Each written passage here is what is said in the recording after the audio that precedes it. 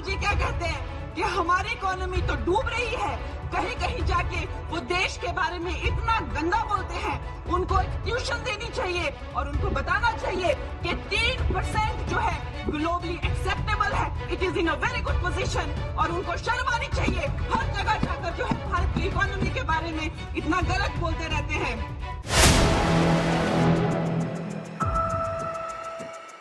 नमस्कार दोस्तों, मैं सुष्मिता मिश्रा। आप देखना शुरू कर चुके हैं 4 PM यूपी। दोस्तों, बीजेपी राज में जो हो जाए वही कम है। इस सरकार में विकास हो ना हो, लेकिन विनाश ज्यादा हो रहा है। जनता सड़कों में इधर उधर भटक रही है और सरकारी अफसर और राजनेताओं बीजेपी में बैठे आला कमानों को खुश करने में लगे हुए हैं।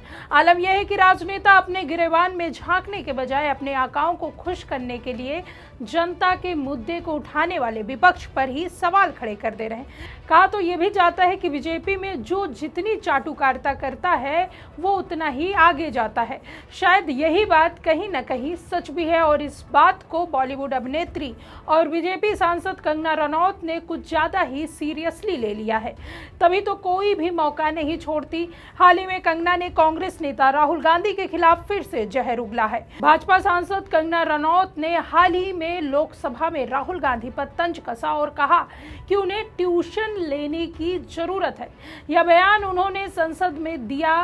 कंगना ने दावा किया कि राहुल गांधी विदेश जाकर भारत की अर्थव्यवस्था के बारे में गलत बातें करते हैं। उन्होंने कहा कि राहुल गांधी हर जगह जाकर देश की छवि खराब करते हैं, इसलिए उन्हें ट्यूशन की जरूरत है ताकि वे सही तथ्य समझें। उन्होंने क्या कुछ कहा, इस वीडियो में देखिए। दोस्तों, आज सत्ता की आंखों में आंखें डालकर पत्रकारिता करना मुश्किल हो गया है। हमारे 4 PM नेशनल यूट्यूब और फेसबुक चैनल को, जिसे आपका प्यार और विश्वास हमेशा से मिलता रहा, उसे बंद करके सरकार ने यह साबित कर दिया है कि वो आपके सवालों से कितना डरती है। मुश्किल दौर है, लेकिन हम ना रुके थे और ना ही रुकेंगे। हम सच के लिए हमेशा लड़ते रहेंगे। ऐसे में 4 PM यूपी को आप लोग ज्वाइन करें और निष्पक्ष पत्रकारिता को जिंदा रखने के लिए जितना हो सके उतना हमारा आर्थिक सहयोग भी करें। आपके सहयोग से ये जंग हम जीत कर रहेंगे। बैंक जो है किसी भी अर्थव्यवस्था का जो है वो आधार होते हैं। बैंकों की इतनी खस्ता हालत की हुई थी, 5% से लेकर 20% उनका सिर्फ मात्र रिकवरी रेट था। और ऐसे यहाँ के वित्त मंत्री थे कांग्रेस के, जो कहते थे कि ये अनपढ़ गवार लोगों का देश है, ये क्या डिजिटल पेमेंट्स करेंगे। और हमारे प्रधानमंत्री जी ने जो भारतीयों का आत्मविश्वास तार तार कर दिया था, ये कांग्रेस के लोगों ने उन आत्मविश्वास को जगाया। 50 करोड़ से ज्यादा जन धन खाते खोले, जन जन को जो है बैंकों से कनेक्ट किया और आज जो है बैंकों का जो है सशक्तिकरण जो है प्रधानमंत्री नरेंद्र मोदी जी ने किया है। एनपीए का जो रेट है, मतलब जो नॉन परफॉर्मिंग एसेट्स थे, कांग्रेस के टाइम पे 11.5% थे और अब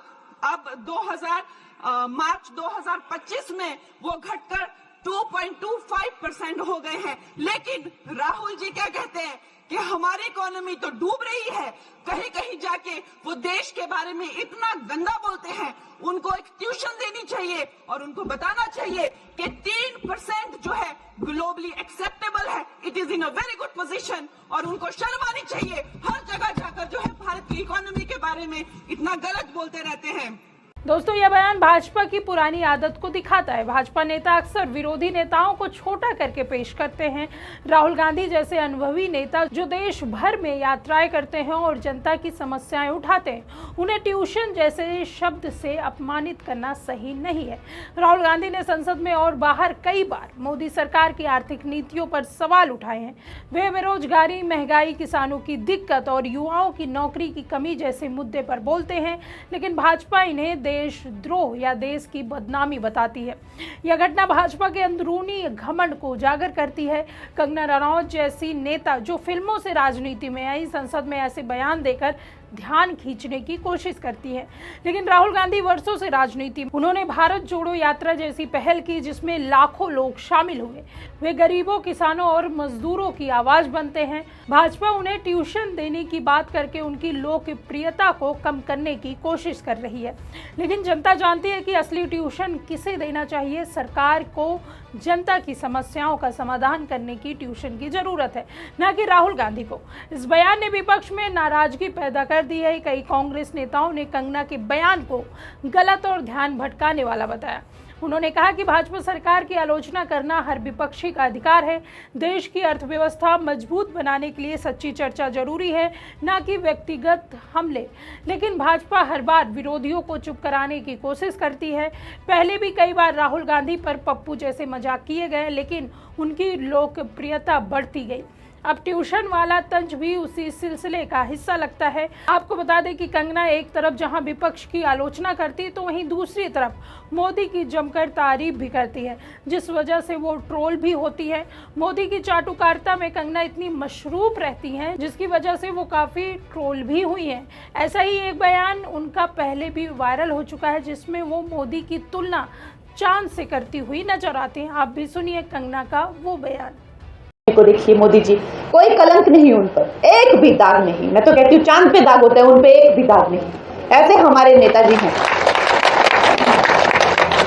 एक वक्त था। गौरतलब है कि भाजपा की यह शैली लोकतंत्र के लिए खतरा है। संसद में चर्चा का मतलब मुद्दे पर बहस, संसद में चर्चा का मतलब मुद्दे पर बहस, ना कि एक दूसरे को अपमानित करना। कंगना रनौत ने राहुल गांधी के व्यवहार को भी टपोरी जैसा बताया था, जिससे महिलाएं असहज महसूस करती हैं। यह बयान भी विवादास्पद था। ऐसी टिप्पणियां राजनीति को नीचे स्तर पर ले जाती हैं। भाजपा को समझना चाहिए कि जनता विकास, रोजगार और अच्छी नीतियों की मांग करती है, ना कि ऐसे व्यक्तिगत हमलों की। राहुल गांधी के द्वारा की गई आलोचना कहीं न कहीं सही साबित हुई है। उन्होंने किसान कानूनों का विरोध किया था, जो कि बाद में वापस ले लिया गया। उन्होंने महंगाई, बेरोजगारी पर सवाल उठाए थे, जो आज भी देश का बड़ा मुद्दा है। मोदी सरकार की कई योजनाएं अच्छी लगती हैं, लेकिन उनके अमल में कमी है।